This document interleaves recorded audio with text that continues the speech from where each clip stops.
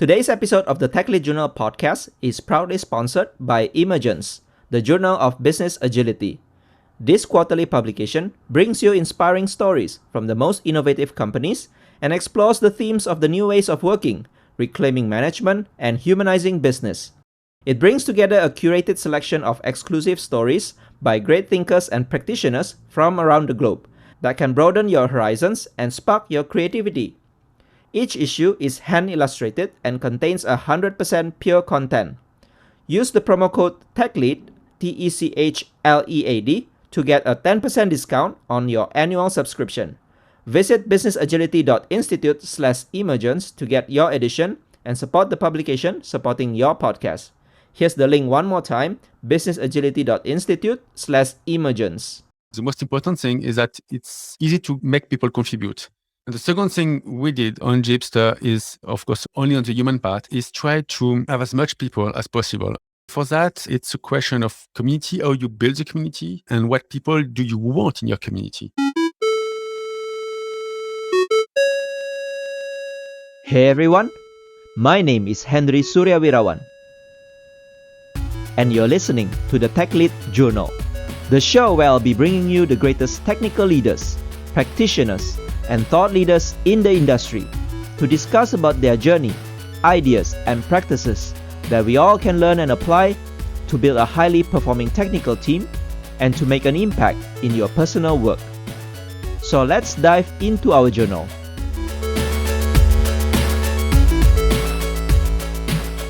Hello everyone, welcome back to another episode of the Tech Lead Journal podcast. I'm your host, Henry Suryawirawan. Thank you for spending your time with me today listening to this episode. If you haven't, please subscribe to Tech Lead Journal on your favorite podcast apps and also follow our social media channels on LinkedIn, Twitter, and Instagram. You can also make some contribution to the show and support the creation of this podcast by subscribing as a patron at techleadjournal.dev/patron and help me to continue producing great content every week. For today's episode, I am happy to share my conversation with Julien Dubois. Julien is the creator of JHipster, a popular open source development platform that helps you to build beautiful and modern web applications. He currently manages the Java Developer Advocacy team at Microsoft. In this episode, Julien shared about the state of Java adoption for cloud-native applications, as well as Java adoption within Microsoft and Azure ecosystem. Julien also shared his story on how he started JHipster, some of the highlights of running it as a successful open source project, and he also shared about his developer advocacy work at Microsoft and why he thinks developer advocates need to be independent in their advocacy work in order to gain the trust and credibility from the people and ultimately create the best product for the market. And for those of you who want to learn from Julien on how he successfully created and ran JHipster, Julien also shared some tips on how we can run a successful open source project. I enjoyed my conversation with Julien, learning from him and his JHipster story, and I hope that you will enjoy this episode as well. Consider helping the show by leaving it a rating, review, or comment on your podcast app, or you can also leave us some comments on our social media channels. Those reviews and comments are one of the best ways to help me get this podcast to reach more listeners, and hopefully they can also benefit from all the contents in this podcast. So let's get this episode started right away. Hey everyone, welcome back to another new episode of the Tech Lead Journal. Today I have with me someone who is a Java champion and also the creator of a famous open source project called JHipster. For those of you who knows about Java technology and JHipster, maybe you have used this popular open source software. My guest is called Julien Dubois.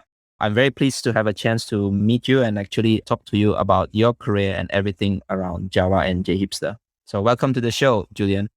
Well, thank you. I'm very honored to be invited to your show and very happy to share a little bit of what I know with your audience. Thank you. So Julien, maybe in the beginning, can you introduce yourself and telling us more about your career and maybe some highlights or turning points in your career? Yeah, so I'm Julien Dubois. I'm French. That's why I've got this name, this weird name. I've been working with Java for a bit more than 20 years. So I've done many things with Java. Just to tell 2 or 3 of the highlights of my careers. So I wrote a book on Spring. I worked at SpringSource, the company which created and led Spring. In fact, I manage a French subsidiary of Spring Source about 10 years ago now. I've created that open source project that you talked about, which is called JHipster, which is very popular. So I created that about 7 years ago. JHipster has grown a lot. And thanks to both Spring Source and JHipster, I got hired 2 years ago by Microsoft. So now I work in the developer advocacy team at Microsoft, and I'm the manager of the Java team in developer advocacy at Microsoft. So yeah, three highlights: Spring Source, JHipster, and Microsoft. One last thing that you mentioned, because I don't often talk about this, but yeah, I'm also Java champion. So I was elected a Java champion, I don't know when, like maybe 4 years ago, thanks to JHipster. Java champion is very interesting and active community of people pushing Java. I don't know how many champions there are now, maybe 300, something like this. So it's a very nice group of people from different companies who are all pushing Java forward. So I'm very happy to be part of them. I would say, unfortunately, I don't participate that much in the Java Champions today because I've got my work life at Microsoft and also my open source life with JHipster. So that leaves little time for doing even more stuff. But I mean, from time to time, well, yesterday I spent 1 hour with a Java Champion because he's a Java Champion. So it happens sometimes. If you're in Java, have a look. It's a cool group of people. They're pretty open. If you want to join the group, you need to be elected. So it's a bit more complicated to be elected, but still, it's not because you're not a Java champion that those people will not talk with you. So I encourage you to have a look at this group. It's on Twitter. It's very active and very interesting. I would say pushing Java forward and without too much marketing. It's not owned by Oracle. Oracle is managing it, but you can't be a Java champion if you're a member of Oracle. When you are selected, you need to show that you are independent and open-minded. So if you don't like Oracle technologies, that's perfect. That's in fact what they are looking for. But that's something that we can talk maybe also in the end when we talk about leadership, the way that Oracle sees it. And something for Microsoft, also for my job, is they want to have a very diverse opinions, including negative opinions, because that's how you grow. That's how you progress. It's because you have people telling you, well, that's bad. You shouldn't do it that way. Because if you have only clones and everybody thinks the same, well, then you don't move forward. And also you have no credibility. One of the things that I love to do at Microsoft is I can say that, this part of Java at Microsoft isn't really good. And when I say this, people then trust me when I say that other things are working well because they know that I can say when something is bad. You have a lot more credibility when you are independent and when you can talk freely about the tool. So that's why when I say that I love this specific Microsoft product, they know I love it for real because if I didn't love it, I wouldn't tell it. So in the first place, it seems like a very interesting mix, Microsoft and Java technologies. Can you share specifically, because Microsoft normally is well known for .NET, which is the competing technology for Java. So what is up in Microsoft these days, and why are you specifically focusing on Java at Microsoft? So Microsoft has a long and bumpy history with Java. Currently, there is a huge push for Java at Microsoft, but it's even more than that. Some years ago at Microsoft, we had a new CEO, Satya Nadella, who's still the CEO today, and he totally opened up the company. He started to say things like Microsoft loves Linux, which wasn't the case before. Microsoft is much more open, and the objective is to have every people, and including every developers, be more productive thanks to Microsoft technologies. Microsoft has always been about productivity tools. Of course, if you look at all the developers in the world, there's a lot of people using Linux, lots of people using Java. So Microsoft is not locked anymore as just doing like Windows and .NET because it's too limiting for the goal of Microsoft. So there has been this openness, which has been there for several years. For Java, it's a bit more recent. I don't know when it started exactly, but I would say about 4 or 5 years ago, we had more Java champions at Microsoft. Today, I think we're 13 Java champions at Microsoft. So Microsoft has been hiring a lot of people who are Java champions, also has been hiring a lot of very good Java people who then became Java champions thanks to their work at Microsoft. Basically, we want to have Java developers love Microsoft. And for that, we need to have an investment in tooling and productivity and software for Java developers. So if you have a broad look at what Microsoft offers, we have IDEs. We've got great Java support on Visual Studio Code. We've got Azure. I'm working on Azure. So of course, on Azure, you've got great Java support. You can deploy your Java apps. You can deploy your Spring Boot apps on Azure. It's fully supported. We've got a Java SDK, a very good Java SDK on Azure. And then also we've got a lot of other Microsoft services that people know but don't think about, which are based on Java. Minecraft is using Java. LinkedIn is using Java. All of those are Microsoft subsidiaries. So we've got a lot of Java developers inside Microsoft. Oh, and also I forgot, we're also using a lot of Java internally inside Azure, for example. When you use Azure, there's a huge Kafka cluster. And this is running on Java. So we've got JVMs and Java engineers everywhere. So today there's a huge investment in Java at Microsoft. It has maybe culminated this year because we announced that we've got our own build of OpenJDK. So now you can run the Microsoft build of OpenJDK, which is maintained and supported by Microsoft. It's a true OpenJDK build. The difference is that it's built and supported by us. And that means that when you run Java on Azure, we can guarantee that we support everything and we patch everything and we update everything for you. You talked about .NET. You've got a similar experience with Java. You've got something which is fully supported from the hardware to the JVM. Everything is fully supported and patched by Microsoft. As an end user, it's a combination where you can trust that everything will be secured and robust for you. So you mentioned that you are currently working with Java and Azure, right? The combination of Java and cloud. So we know in the past few years, Java was not really well known for being the language of choice to be deployed on the cloud simply because of maybe its heavyweight. It took time to bootstrap and heavy memory and things like that. So what's the current state of usage of Java for cloud native applications, or specifically maybe in fact container-based application? Yeah, I would separate indeed say classical on-premise apps and modern cloud native apps for people using classical applications and an app server and so on. So we fully support it on Azure. We announced last week or this week, we've got JBoss support on Azure. So we're probably the only cloud where we've got support for Spring, JBoss. All of those stuff are fully supported and managed on Azure. So if you want to run your JBoss app on Azure, it's perfectly supported by JBoss and Microsoft. All of those, I would say, classical app servers have always worked very well and continue to work very well. Indeed, the criticism that most people would do on Java is about the startup time and the memory. For those tools, in my opinion, we don't really have a startup time issue because the idea is that they're running all the time. So maybe you need to wait 30 seconds to get started at the beginning, but you're not going to stop it for several weeks. So the startup time isn't such a big issue.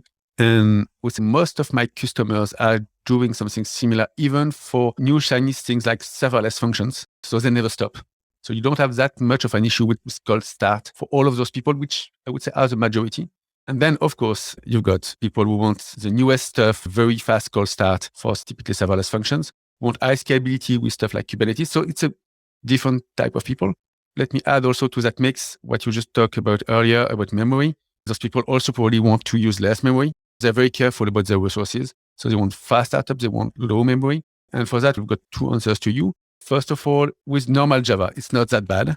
Use Spring Boot, for example. There is reactive Spring, but even with normal Spring Boot, most of the apps I'm working with start up in, I would say, a few seconds and use less than, I would say, 500 megabytes. So honestly, it's not that bad. It's starting fast enough and it's not using that much memory. If you compare to everything else that you're using, because when you use your Spring Boot app, you're also using another database, a cache, and so on. So the things that cost you the most money and that takes the most time to start up might be your cache. Cache takes time to fill up and takes memory, of course. Your database also, all those things. So honestly, with a normal JVM, it's not that bad. And then if you want to go the next step, because I know that's what people are looking for, we've got GraalVM support. I'm working quite a lot with the GraalVM team. This works on Azure, but not officially. So there's a difference in Azure with what is supported and what you can do. I talked earlier about JBoss and Spring Boot. You can run them in supported environments. So it's fully supported by Microsoft and VMware for Spring and Red Hat for JBoss. But you can also take a VM and you can install all of them and run them by yourself. So you don't have the same separation of responsibility. In a PaaS environment, you just want to push your code and you want your cloud provider and your software providers to manage everything for you. But you can also be in a less managed environment where you manage more. And in that case, you can totally build your native app and run it on Azure. So I'm working with the Spring team for running Spring Boot application on a platform as a service. We build it as a Docker image and we deploy it on typically App Service, which is our platform as a service solution. We can also build them as serverless functions. So there's something called Azure Functions. And if you take a Spring Boot Cloud function, you can build it as a native image and run it on Azure Functions. I'm doing the sample for that. So if you want to have a look at my GitHub, I'm doing the sample. I've already worked on it. It's already working. So for Spring, it works really well. It's also working with Quarkus and Micronaut. It's just that I have, I would say, less experience with it. I know people do it. I'm working with those people from time to time. So I'm pretty sure that with Quarkus and Micronaut, you won't have any trouble. But I'm more focusing on Spring because I'm a Spring guy. But I would say whatever the framework is, you're going to be able to build it as a native image, and then you will be able to run it either platform as a service solution or on our serverless solution. For both cases, you will clearly gain on the cold start. Let me take the most extreme example on functions. If I take a pure Java function, if I take a very simple hello world, it's always going to start very fast and take little memory. But if I take something a little bit more realistic than that, like connecting to a database and something more normal, call start for Java function will start in about, I would say, 6 seconds. If I build it as a native image with GraalVM, it's about 2 seconds. So it's much better. The real call start time of the Azure function, of the GraalVM function is, 100 milliseconds. But then as it's inside Azure functions need to download your function, to install it, unzip it before running it. Quite a lot of things to do before just running it. It's not installed yet, so you first need to download it and install it. So overall, it's taking 2 seconds to do everything, including starting it up. Maybe we can improve it a little bit. Maybe we can go below that, maybe below 1 second. But honestly, a call start of 2 seconds should be good for most people. If it's not good for you, well, then you can go to what I talked about earlier. You can pay and have something which is always on. It's, of course, a bit more expensive, but if you've got some very specific requirements, like you want some functions which are very low latency, even when there is a call start, well, then maybe at some point you need to pay. Yeah, I forgot to say something very specific to Azure because I don't want people to misunderstand what I'm talking about. When I talk about call start in Azure, it's quite different to call start with other cloud providers. If you take Azure Functions, for example, basically on the first request, you got a call start. So that is what is taking, let's say, 2 seconds. Then your function is up for some time. Officially, we don't tell the time, but unofficially, it can tell you 20 minutes. And during those 20 minutes, the function stays up and it's also multi-threaded. So you can have multiple requests on that function in parallel. So basically, you have very few call starts. If you have some customers arriving, well, the first one during the first request will have a call start, but then everybody will have a hot function. So nobody will have call starts anymore. So it's a very limited issue on Azure. Still, it's interesting to try to go around it because, well, it's still existing. And also because technically it's fun. That's also why I'm working on it. But yeah. So you mentioned now you are becoming the developer advocate for Java inside Microsoft. So what is the traction you see in terms of adoption, maybe from Azure customers' point of view or Azure developers' point of view? Do you still see a lot of people are getting back into the Java groove, so to speak? Because in the past few years, new languages came, like, for example, Golang, JavaScript, and all that. So what is your view currently with the developer growth in terms of Java in Azure ecosystem? Well, for Azure, it's very specific because so traditionally, Azure was attracting more .NET people and so on. So we had a significant amount of people using Java on Azure, but it was less than other clouds, to be honest. And also, as we didn't have some specific Java support, maybe we didn't also know that very well. People can run Java inside Docker. I know people believe that Microsoft is spying on what everybody is doing, but honestly, if you run a Docker image in your Kubernetes cluster, what do we know? We just know you're running Kubernetes and you've got some Docker image in it, maybe, but we have no idea what you're doing inside it. So I believe we had a lot of people using Java inside Docker, and basically we couldn't know much about it. So what I'm seeing today is more people using Java everywhere in Azure. It's growing like crazy. First of all, because Java is big. Also because we didn't have that many Java people using Azure. And also because we've got more and more Java companies joining the cloud, like banks, administrations, governments. All those people are very heavy Java users. And traditionally, those people were not that much in the cloud yet. In the cloud, we mostly had like startups. So yeah, startups are doing Go and Rust. Banks and governments are mostly doing Java. So the more those people go to the cloud, which is arriving now, the more Java usage we see in the cloud. That's also why there is all this push for GraalVM, startup time, and so on. It wasn't such an issue before. It's becoming an issue now because all those people are arriving. So I see a lot more people using Java clearly on Azure. And then we've got maybe 2 types of people. We've got people running Java inside Kubernetes. So honestly, I have little information on what they're truly doing. They're just running a container. And then we've got people using Java on Azure on our platform as a service offerings, like Azure Spring Cloud, Azure App Service. Also, when they use our SDK, of course, I see them using it. We've got some telemetry, which is optional. If you accept to have the telemetry, it's useful for us so that we know what most people are doing. So we know where also we need to push. Like if we know that everybody is using Cosmos DB with this set of API, well, then we're going, of course, to do more effort on this. So please turn the telemetry on if you want to help us. We've got 2 types of people. Yeah, people who run it inside Docker and we manage more, and people who trust us to run the Java workloads. And so that's why we've got our own JDK. We've got also a new monitoring system. So we've got something called App Insights. It has been existing in Azure for, I would say, forever. But there's a new version which is arriving, which is a Java agent. So if you know monitoring systems like New Relic, like those really cool and high-end monitoring systems, we're having something similar inside Azure. And the Java agent, of course, understands Java, but it can also understand Spring Boot, for example. So that means that at no cost, the Java agent is free, but then, of course, it's gathering data. And if you store a lot of data, you will have some cost. But I would say for very little cost, you can have some very in-depth and precise monitoring of your app, which is interesting for two things. First thing is, of course, for you. If you've got something which is not well coded, it's interesting to know. But then the second thing is for scalability, because we can hook it up with our auto scalability options in Azure. That means that instead of saying when my CPU is up at 80%, I want to scale up, that's a good metric, but for Java, it's not that good.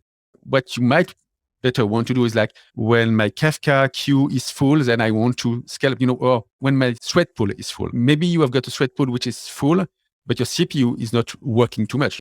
Just your thread pool is full because it's doing something, it's waiting for something. It's full, you need to scale up, but your CPU is not full or your memory is not full. And so you need something more precise than just having a look at CPU and memory. And so that Java agent will be more precise and will allow you to scale better. And scaling better is, of course, it's good for your customers because you can please more customers thanks to your scalability.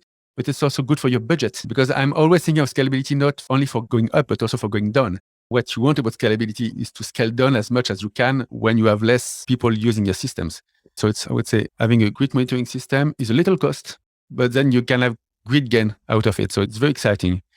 So let's go to the thing that brought you to all these Java champion, becoming famous open source contributor. So JHipster itself, maybe can you tell a story? How did you start actually creating JHipster? What kind of problem did you see at that time? Yes, so it was a long time ago. At that time, Spring Boot did not exist. So I had an idea which was a bit similar to Spring Boot initially. And also at that time, we had something new which was arriving, which was AngularJS, those new front-end frameworks. And so that was the original idea about JHipster. So it was Java hipster. It was Java for hipsters. And for me, hipsters were people who were doing AngularJS typically and wanted something. So when I say we, I was in a company and many of us had a similar issue. Basically, most of our customers, they were always saying, okay, we want to use Spring, but as Spring Boot did not exist, basically you were like copying and pasting huge XML files all the time. And also we want a front end and AngularJS is cool. We all want AngularJS. So at some point we realized that we had like 20 clients and they were all asking for the same thing, like the same global Spring Boot configuration and AngularJS on top of it. So after doing it for 10 times, we realized maybe we should automate that, which might not be a good idea for consulting companies. Most consulting companies were very happy to sell the same thing over and over again to their customers. But my consulting company was good. We didn't want to sell the same thing over and over to customers, so we wanted to automate it. So the original idea was just to automate what everybody wanted to do at that time. And so 7 years ago, it was always Spring and AngularJS. Since then, it became completely crazy with JHipster. Today, we support not only Angular, but also React and Vue on the front end. In the back end, we support Spring Boot, but we also support Quarkus and Micronaut. And we even support non-Java languages like .NET or Node.js. So it became totally crazy. Today, JHipster is more of an organization. It's a non-profit organization. We've got lots of sub-projects because of all those technologies. Most of my job today is trying to organize this and not coding anymore just because it's too big. There is just too many people and too many different technologies. Nobody can know all of those anyway. So I've got more work to organize all of this. I'm still following, I would say, the technologies that I like most. So I'm still following Spring Boot. I'm doing more Vue.js now than Angular. But for example, I have no idea what people in .NET do. I'm only trusting them that what they do is great. So maybe there are some interesting stories as you created this and it becomes popular. What are some of the highlights that you can remember when it got traction or become so big that you didn't foresee before? Well, a few milestones that happened were totally game-changing to me. So at one time, I only remember it was the summer and JHipster was going really big. I started to have some really good people. One of the colleagues of JHipster was Deepu joined. I had some really good people joining, but I was working on it day and night. So I just couldn't do it anymore. And also it was the summer. I wanted to go on holidays. And so at that time, I had one moment where, what do I do? Do I go on holidays for 2 months? Oh, by the way, I was like the only one who was committing stuff to the main branch. So if I stopped, like everything was going to stop. So what do I do during the summer? Do I work all the summer, which honestly is not that cool? Do I stop everything, but then the project is dead for 2 months, which is like really bad? Or do I give the power to all of those people, which is weird because I didn't know any of those. So for example, for Deepu, but like most of the other contributors, I did not know him. I knew him through GitHub, but I had never met him. I don't even know if we talked on the phone. He was living in Singapore at the time, by the way. So do I trust those people and give them the key to JHipster? What should I do? And so, well, I just decided, yeah, it's open source. All those people seem really nice. That's when we created the core team of JHipster. So I don't remember how many people got access at the beginning, but it was like 10 people. And all of those people got commit rights to JHipster and could do anything on it. And I went on holidays. So we had maybe a few weeks when it was a bit weird because we realized I was doing a lot of things that I didn't tell people about on testings and so on. So we had some bugs for a few weeks and then everything fell into place. Everything worked perfectly very fast after that. People understood how it was working. Everybody was trustworthy. I don't believe you go and commit an open source code for doing bad things. It would be very strange. So everybody who came was nice and trustworthy. Well, that's when we started, like, I would say, the second phase of JHipster, when we had more people than myself. And so we started to do stuff that I couldn't have done alone. So it was, for me, a huge success. I had to be forced to do it because of the summer. But in the end, it was like one first phase of JHipster was like, I was doing everything. And then second phase is we've got tons of people handling it and it's not me anymore. And that was a very good decision. So that's the first highlight.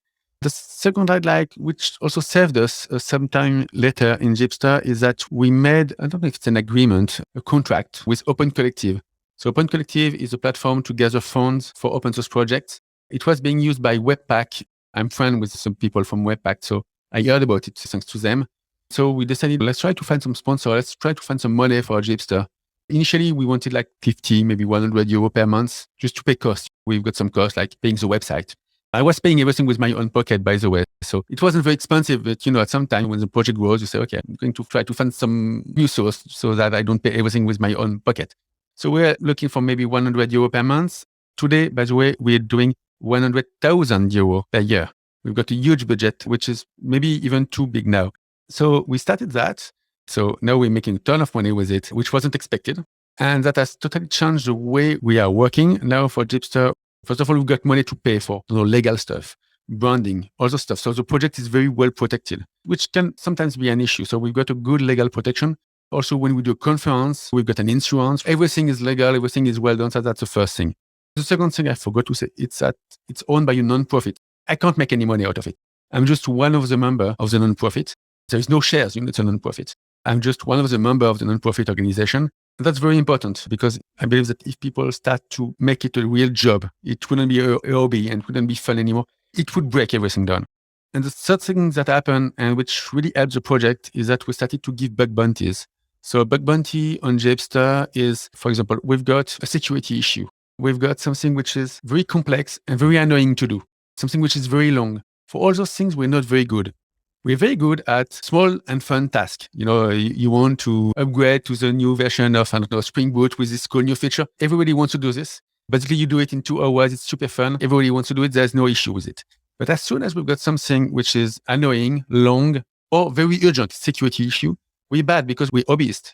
So thanks to bug bounties, now we pay money to people when we've got something like this. It goes between $100 and $500. So it's a good amount of money, but it's not enough to live normally. Because it's not the goal. It's just to push some people to do stuff that wouldn't have been done easily otherwise. And it really opened up new possibilities for us. There was a huge number of things we were totally stuck on them. And thanks to that money, we got totally unstuck. Because we would tell people, okay, I give you $500 if you unstuck me on this. And suddenly, thanks to the magic of money, some stuff became possible, which isn't possible if you don't pay people. Well, that was a good lesson because it's not something that we prepared. We didn't think of this. We never thought we would have that money. But clearly, that was like the second step of the project where we could do stuff that wasn't possible before just because we had the money to pay for it. So that definitely helps. And I can't thank Open Collective enough for doing all this and also managing the legal part of it. What people also don't see is that behind it, so there's a company, there's Open Collective, handle all the legal tax issues, everything. So for example, if you're in France like me, you need to pay taxes. We're not doing this like some black market stuff. So they're handling all the taxes and everything. So it's really important for us that we have something which is fully legal, especially because now we got some good amount of money. I couldn't have done this alone. It's just impossible.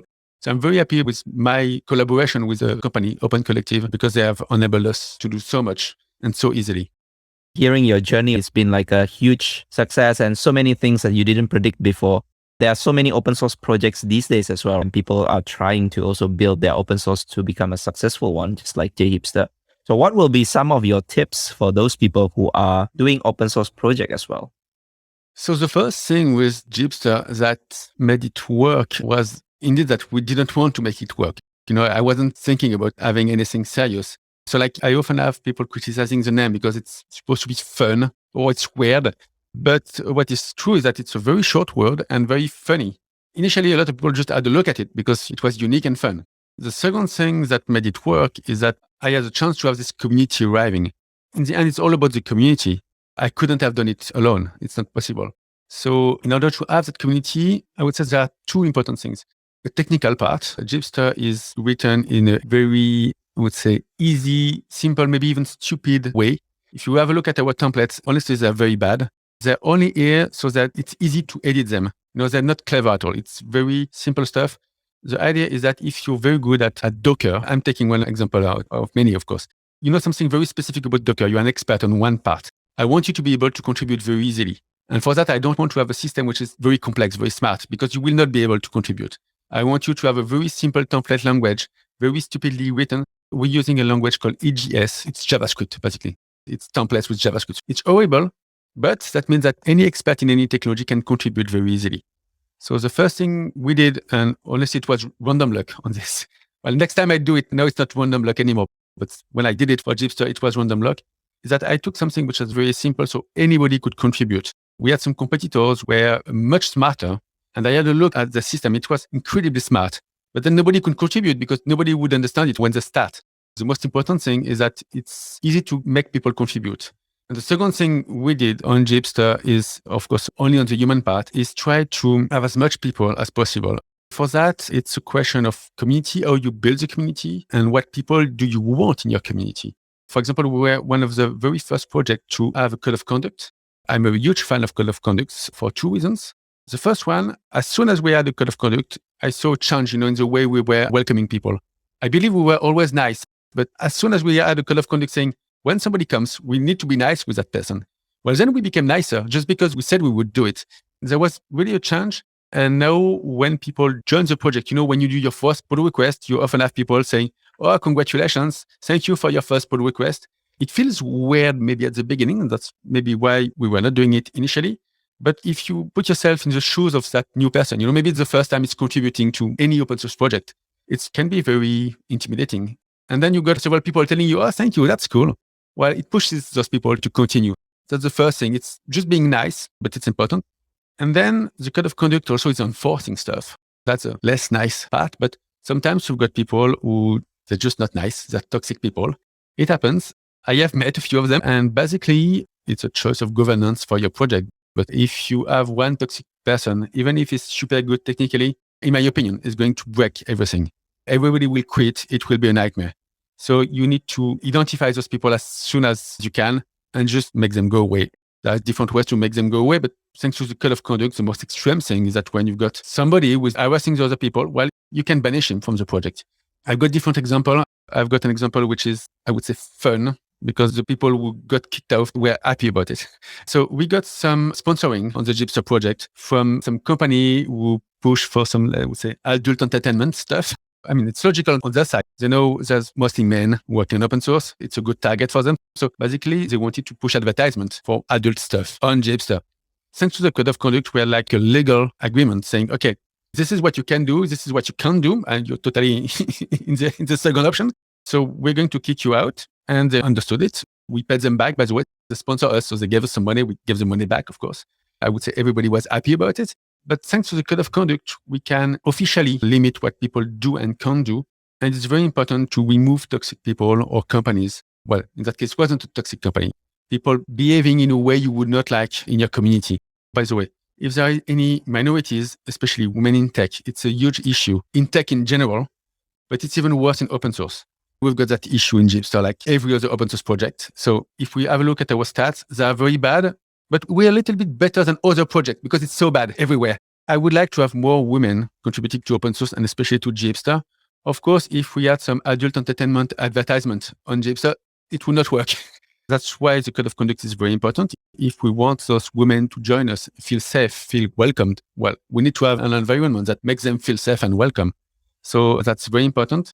Well, maybe that would be the next frontier for JHipster, is finding a good way to have more diversity, especially women, in our team. It's something we've been pushing and working on for several years with some success. We have some women contributing. It's not all that bad, but I would have liked to have something much better than what we currently have today. So if you are a woman and listen to this podcast, please join us. We will do everything to help you join the project. We will mentor you. We will do everything that we can to help you be part of the project, because I really feel we have an issue here, generally in tech, but the most impact I can have is on my own project. So I'm going to push first for my project. Thanks for sharing the importance of code of conduct. I think most of the open source creator won't be thinking about that. And also thanks for sharing the fun story as well. It's really interesting to hear that. So let's move on to the developer advocacy that you mentioned in the beginning. So you mentioned companies where you are at now, Microsoft, Oracle, right? In terms of development advocacy, one of the things that is very interesting is that they leave you totally free in terms of stating opinions and also credibility point of view. Maybe you can share a little bit on that front. What is the purpose of having developer advocacy that is flexible and free to say things? Yeah, so first of all, not everybody has got the same definition of developer advocacy. I see a lot of companies, typically in France, well, because I'm living here, and they make developer advocacy part of marketing. For them, it's only people, you pay for a conference seat, and then the person goes on stage and tell how great your product is, and that's all. It can be a definition. I believe it's totally wrong to do that, but I respect that opinion. At Microsoft, it's very different. So if I take my team, for example, let me just share you what I was just doing, like just before our meeting. I'm preparing Spring One, which is a big Spring Java conference. So it's very important for us. I'm going to speak there. I was selected through the CFP, and officially I should not, as a developer advocate, be selected through a sponsorship.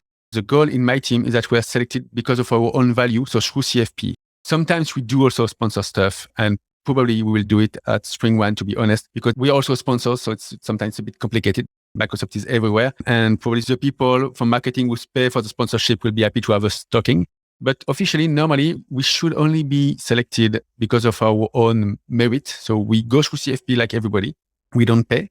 And then we can talk about everything we like or dislike on, I would say, Java and Microsoft, or even not Microsoft. It's very open. The goal of Microsoft is two levels. One level, of course, just to show people that Microsoft is doing some cool stuff on Java. That's how you attract people to Microsoft. So that's, I would say, the most obvious reason why you do developer advocacy. But then there's another reason, is that you want to have feedback from developers. If I go to a conference, what I'm also interested is to have people coming to me and telling me, okay, I'm not using Azure because of this. This is so bad, I don't want to use it. Or I'm using Azure in a very strange way because that doesn't suit me. And that's a lot more important to us because that's how you fix the problems inside Azure. We can't do it by ourselves, basically because we're too into the product. If I talk to the engineers of Azure, they spend all the time doing Azure engineering. So they know it very well, but of course they are, I would say, locked inside their ideas. And it's starting to be the same with me. I've been at Microsoft for too long now. I start to believe Azure way of doing things is the best way of doing things because that's what I've been doing for years. If I want to have new opinions, new ideas, I need to go to see those people who are going to tell me what's wrong. That's super important because that's how you improve your product. And that's why people then choose your product. For me, it's a part of marketing, but it's in the good sense of way. Marketing is also finding the good product for the market. It's not just, advertisement. It's also creating the best product for the market. And for that, you need to go and see the market and see what people want. I'm doing a lot of Terraform. It's not a Microsoft product. Inside Azure, if you want to deploy your app to Azure, or if you want to generate your infrastructure, we've got ARM, which is our official language. We've got a new thing called Bicep, which is very close to ARM, by the way. So we've got our own tools for that. Then there's Terraform, which is a third-party tool, which is, in my opinion, really good. But it's not a Microsoft product. So if I only talk to Microsoft people, everybody is going to tell me, use ARM, use Bicep, use the Azure CLI, use the Azure tools. Nobody's going to tell me use Terraform because it's not a Microsoft tool. But then if I go to conferences, I know I'm going to have 99% of people telling me, use Terraform, it's a lot better. If I don't do conferences, I don't have that feedback. And then I don't know what we need to push. That's because of that. So if I take Azure Spring Cloud, so it's our Spring offering, I'm working a lot on it. We have just released for Azure Spring Cloud, we have just released Terraform support. So why do we do Terraform support on Azure Spring Cloud? Is that because we know that people want Terraform, but if we don't do that initial work of seeing people, listening to them, well, we don't know. And we wouldn't have probably done that Terraform support. Same thing if you look at IDE plugins. We do Visual Studio Code, so probably we would mostly focus on Visual Studio. Well, we've got some great plugins, Azure plugins for IntelliJ. Why do we do it for IntelliJ? It's because we know developers use IntelliJ. But how do we know that? It's because we have got that relationship with developers. We go where they are, we listen to them, and they tell us that most of the Java developers are using IntelliJ. So that's also why we know that we need to do that work. So developer advocacy is all about to have that connection with the developer community, which is hard and which can only happen truly if you are independent and not what I was saying earlier, like if you're not a marketing guy. If you're only here for marketing, people don't trust you or don't listen to you. If you want to have that authentic connection where you have what really people want, you need to do something else. That's what we're trying to do. I hope we do it well. So in terms of the last few years, Microsoft has been changing a lot in terms of open source adoption, being open as well regarding technologies and all that. Maybe a little bit of summary in the last maybe few months or so. How is the open source culture in Microsoft actually becoming? So Microsoft has done a lot of open source. People don't realize it, but stuff like Visual Studio Code, it's Microsoft and it's used by, I would say, every developer on the planet. It might be one of the biggest open source projects. And we also contribute to very big open source projects like Kubernetes. Lots of engineers working in Kubernetes. So there's a huge Microsoft culture on open source today. Of course, not for everything at Microsoft, but at least for Azure, a huge part of it. I was thinking about Windows, but Windows is not open source, but big parts of Windows are now.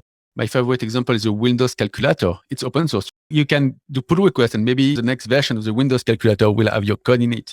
So more and more open source at Microsoft and also more and more Microsoft people contributing to open source. We are pushed to contribute. We've got something called the Open Source Office. But what I really like about their work is, so first of all, we've got a framework to open source what we do. Basically, there's a self-service portal, which is open source, by the way. So you can go through that portal and say, okay, I would like to take this GitHub repository and publish it as open source inside the Microsoft organization on GitHub. And so depending on what you do, if it's something very simple, it's very easy. If you want to do something more complex, you need to go through several compliance steps for legal. They're going to have a look at your trademarks. Maybe you took a name which is trademarked and you shouldn't. So you've got different steps, but it's all automated. There's a workflow for this. And everything is done so that it's very easy for you to publish stuff as open source. And in return also, that open source office, they grant, I think it's every month, they're granting $10,000 to an open source project. So at Microsoft, when you contribute to open source, during that month, you've got voting rights for this. So basically, they're going to push you to contribute because if you contribute, then you will have some benefits, including voting for giving $10,000 to your favorite open source project. There's really a huge push for doing open source at Microsoft, which is still surprising for many people, but that's how it is today. By the way, I believe everything I do is open source at Microsoft. Everything I can think of right now that I've done at Microsoft is open source. Maybe I fixed a few stuff which weren't, but I would say, okay, 95% of what I've been doing at Microsoft is open source, which is, very surprising. Thanks for sharing that. I mean, I personally haven't seen it in that way, but I know that Microsoft has been doing a lot of open source projects, products lately. So it's really good to hear from you yourself working internal in Microsoft, some of the things that Microsoft has been doing for open source. So Julien, it's been a pleasure talking to you. Unfortunately, due to the time, we have to come to the end. But before I let you go, I normally ask one question that I always ask all my guests, which is to share 3 technical leadership wisdom for all of us to learn from. So could you share yours? Okay. So the first one I go for leadership tips. The first thing I got at Microsoft when I became a manager, and I realized it's the same thing I've been doing at JHipster, but without thinking of it, but it's better when you think of it first, is that when you become a manager, you're not in charge anymore of doing things. You're in charge of the people who are in charge of doing things. So I realized I'm doing the same thing at JHipster. On JHipster, I was initially coding everything, and now I'm in charge of the people coding. That's very important. I'm not a perfect person. I'm still contributing and doing code and doing conference talks. But then if you want your team to succeed, you need to go out of the way and help people succeed. The first thing is that you're not in charge. You're in charge of the people. The second thing, we talked a little bit about it earlier. It's about diversity. If you're a manager, basically you're building up a team, or you have an existing team, but you still have some impact on the people inside the team. If everybody thinks the same, works the same, acts the same, not saying you're not going to succeed, but you're not going to go very far. If I take JHipster, we will still be doing Angular and Spring Boot only. We would not be doing React and Vue. We would not be doing Node.js. It wouldn't be successful as it is today. So when I say diversity, it's a very broad term, but having people from different backgrounds, different culture, different genders, etc., helps you to have different views on what you are doing. And in the end, it's because you've got all those different people who think differently that you got a product that is better for everyone. Because if you want a product that works for everyone, well, you need to build it with everyone. The last thing I had, that's also mostly from JHipster, but it's also in my everyday work at Microsoft. So my third tip would be, I'm a French guy, so I'm going to quote another French guy. I don't know if you know Antoine de Saint-Exupéry. He's a famous French writer who wrote something called Le Petit Prince, the Little Prince, probably in English. There's a famous quote, so I'm going to try to translate it in English, but it's hard. So it's basically, if you want to build a ship, you're not going to tell people to gather wood, divide the work, give orders. If you want to successfully build a ship, you need to tell people to look for the vast and endless sea. You need to give them a goal which is beyond what they are doing. It's the same thing with JHipster. If you have a look at JHipster, we're not telling, we're doing the most incredible JavaScript code and the most precise Docker configuration. What we're telling people is that thanks to JHipster, you're going to build the most beautiful web application ever. We're not even telling Spring Boot. We're telling we're a framework to make you more productive. It's the same thing at Microsoft. When we talk about Azure, we're talking, thanks to Azure, you're going to be more efficient, more productive. You will be the best developer on the planet because you will be more efficient and productive than other people. Open source is all about inspiring people to go somewhere. Well, you need to have a why. Why are you doing it? Well, we're doing it because we want to do the best thing in the world. Just for JHipster, we want to have developers build the most beautiful and efficient web application in no time. Or I released a new open source project called NubeGen. Going to production on Azure is only one Git push away. We're telling you, you're going to go to production very easily. That's the goal. And we're not telling, okay, if you want to use NubeGen, then you need to do some Terraform stuff and some GitHub actions. We don't go into the details like this. It's not inspiring. Nobody is going to be interested by having the best GitHub action and Terraform and Java code generator in the world. It's not what you do, it's why you do it. And why are you doing it? You're doing it because you want to be more productive, because you want to go to production very fast and very easily. And you're not focusing on what you're doing, because what you're doing is boring. Right. Thanks for sharing that tips. Focusing on the why instead of the what as a leader, right? I think that really sums it up really nicely. So thanks, Julien, for your time. So if people wants to connect with you, find you online, find your open source project, where they can find you actually? So they can find me first on Twitter. It's at Julien Dubois on Twitter. They can find me on GitHub, but on GitHub it's small commits and stuff, so it's not that fun. They can find me on LinkedIn. It's more professional, but I would say, yeah, most of the time it's on Twitter. I'm on Twitter all day long. So it's probably the easiest way to find me and to interact with me.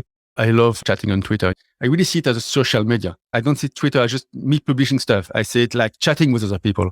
So it's a two-way communication. So please don't hesitate to ping me, mention me for all your questions about Azure or what you want to build. It's always interesting. Thanks. Julien, thanks again for your time. So wish you good luck with all the open source projects that you're doing and all the developer advocacy that you're doing at Microsoft as well. Thank you. Thank you for listening to this episode and for staying right till the end. If you highly enjoyed, please share it with your friends and colleagues who you think would also benefit from listening to this episode. And if you're new to the podcast, make sure to subscribe and leave me your valuable review and feedback. It really helps me a lot in order to grow this podcast better. You can also find the full show notes of this conversation on the episode page at techleadjournal.dev website, including the full transcript, interesting quotes and links to the resources and mentions from the conversation. And lastly, make sure to subscribe to the show's mailing list on techleadjournal.dev to get notified for any future episodes. Stay tuned for the next Tech Lead Journal episode, and until then, goodbye.